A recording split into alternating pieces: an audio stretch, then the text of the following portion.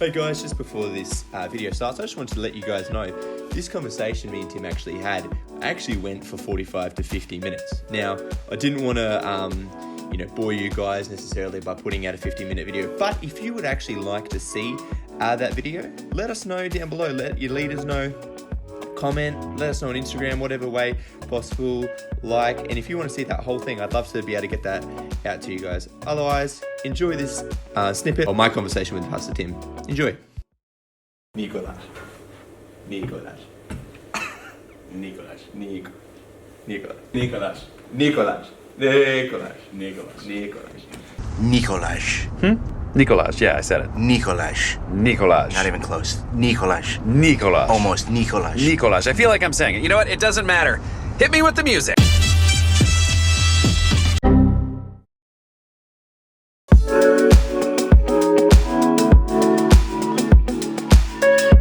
G'day folks, my name's Tim Lochens. I'm a pastor at CFC South Church. I used to be Nick's a youth pastor when he was like 12. Lord, he was a sweet, beautiful, innocent, fragile young boy back then. And you are watching CFC Youth Collective.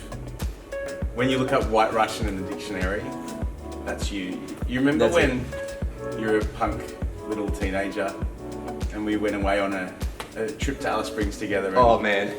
we shaved your head and you look like a skinhead?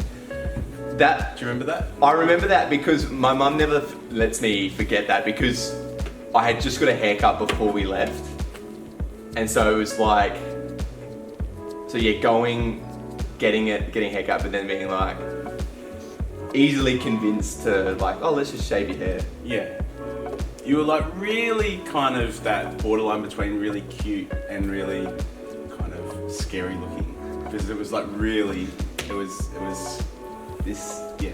I hadn't quite reached my peak height at that point, so No. I was a little chubster with a skinhead. So you're going through that transition. You're transitioning right now from being that guy that is young and thinks you're young to still calling yourself young, but all the young people in your youth ministry think of you as old. Are you aware of this transition? I get How it old because are you? I'm only 21.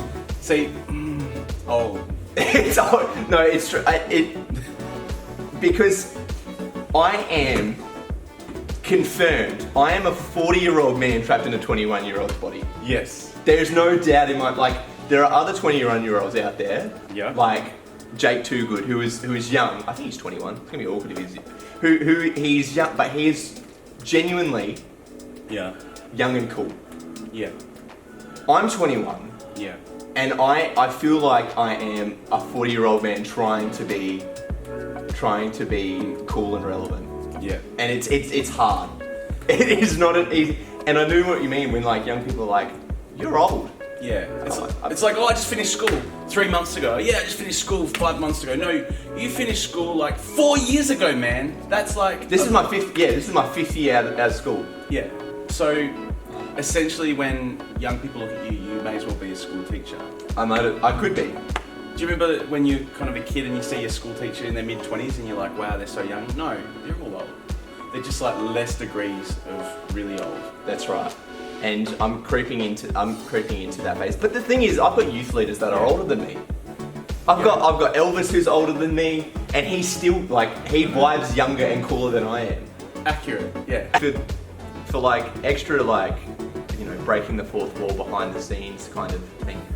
It is honestly like if you look at that and like think that how well planned and thought through what is said and what is done is, you would be shocked when you came and saw like the process.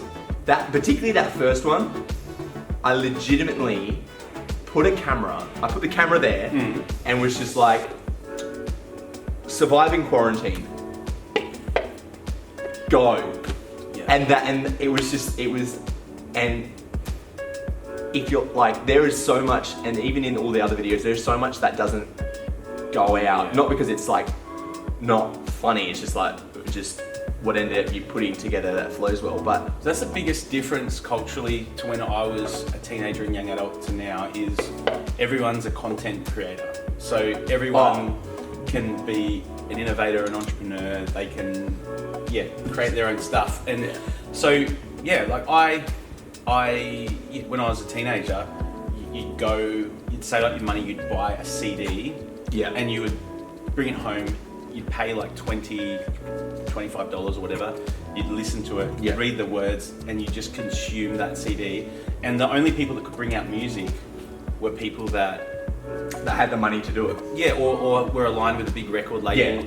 So even to bring out an album, like I was part of a very, very, very, very bad average rock and roll band in my high school years called Hoppergrass. Grasshopper backwards. And we were kind of big in. No, we weren't. But even just to record a really dodgy album, it cost thousands of dollars. Like just to buy studio time and stuff. And then in the late 90s, early 2000s, just all of the Pro Tools and computer programs. And now what people can do on like a Mac is what people can do. Like my kids can create videos. I mean, they don't know how to read properly yet, but they can create videos on their on an iPad. That's right. And so I feel like that's kind of one of the opportunities of this moment is that there's going to be great creativity. Like I've seen even during COVID, just home movies and stuff being made. So that's an opportunity. Yeah. But the problem is everyone is kind of an expert and people are less open to actually really listening to people that have expertise because it's not clear where those lines are.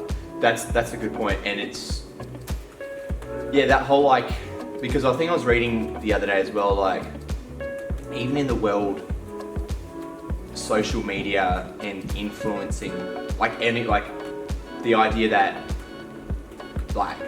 even the notion of being a social media influencer, everyone can because it's the same tools now, but not everyone. There's percentage of people that actually make it as a large influencer, whether that is like a YouTube making videos or posting on Instagram. Now I'll sound like if I keep talking around influencers, I'm gonna sound like an old man because I don't follow the influencers. But But I think who you follow matters. I would say while you've got extra time on your hands, if you've got time on devices and stuff like that, I would say particularly for young girls, please do not follow Instagram models. Follow people that are making a contribution to society. Follow women that are doing incredible things to fight injustice and poverty and for the rights of women in developing countries. Follow women that are being creative and that are breaking down walls that previously were blocked off for women because of sexism and misogyny and stuff like that. And because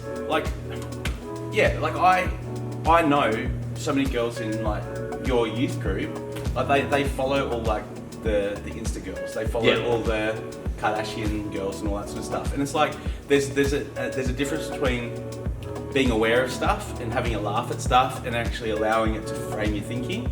Same with guys. If you're just following guys that are controversial, that are funny, ultimately what you feed grows. That's right. What you feed grows. So what are you feeding yourself with? Doesn't mean you can't watch funny stuff. Try to say, as a young person, my brain and my mind and my heart and my soul is being formed. That's right. It's being shaped. Who is it being shaped by?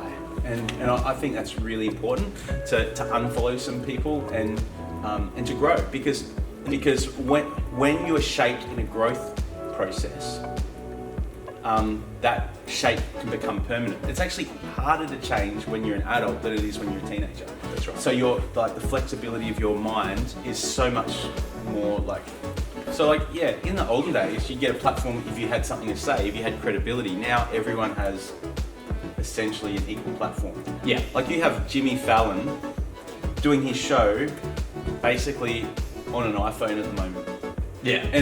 And the thing that COVID's done is it's brought everyone, everyone's kind of on the same level playing field. But the problem is, I think We were joking before about Sam and Insta. Like, and the thing is, from a church perspective, we have to post stuff. I hate posting stuff. I hate doing videos.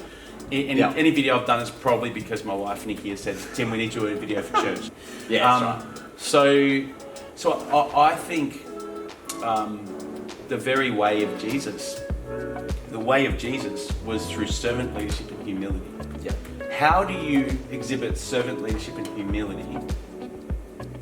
Like, by publicising your knowledge. I think be very skeptical and suspicious of people that act like they've got all the answers. Yeah. And I think, so I just think that's where the greatest learning, I still think the greatest learning that you'll do during this COVID time will be offline. It'll be the disciplines that you cultivate offline rather than online. Being authentic in our world now, what does that look like, particularly with And united, and so and standing, and so being able to, like, because we can Zoom, and I know, like, our young people, we jump on Zoom on Friday night, connect to each other, and obviously people are using, social media platform, which is one of the best way. Like, it's so good that we live in a world with the technology we have to be able to connect away. I think, but there's also there can be that border because of a screen. Yeah, I think the screen is a blockage for intimacy sometimes. So, and I think that when you can't see each other face to face, sometimes taking away the screen might be the answer. I think Zoom is great if you want to catch up with a handful of people, but for a one-on-one catch up, I think there's an old school opportunity here. Like, my daughter is 9. And she had her kids' church leader call her a couple of weeks ago, and her face lit up that an adult wanted to talk to her. And she grabbed the phone, and I reckon they chatted for about 20-25 minutes. Yeah. And she was just and through that conversation, my daughter felt completely connected to her kids' church leader, and she just, and she loved it. Like, she was laughing, she was telling stories. And I think, I was watching my son today. He was talking to his cousin on FaceTime, and he's there. He's doing all the, funny faces, like the filters and all that. And then his cousin's like, "How do you do that?" And so it just becomes a distraction. A lot of like my daughter's friends are using this thing called House Party, where they have but it's kind of like, my observation is there's not really substantial conversations being had. It's more about just hanging out and having banter and showing each other things and all that. So I reckon maybe the opportunity is to go old school, send someone a text and say, "Hey, I'm going for a walk, or I'm going to have I'm having a break after lunch. Can I give you a call? I want to see how you're going," and actually have a 10-minute chat, have a 20-minute chat on the phone and say, "How you going really? Tell us about something good that's happened in your life, and how can I pray for you?" And have just a meaningful contact that way. So how does one bring an end to this conversation? Thank you for joining us. Thank you, guys, for a conversation with. This has been Pastor Tim Lochens. Nick Sanford. Thanks for having me. Thanks.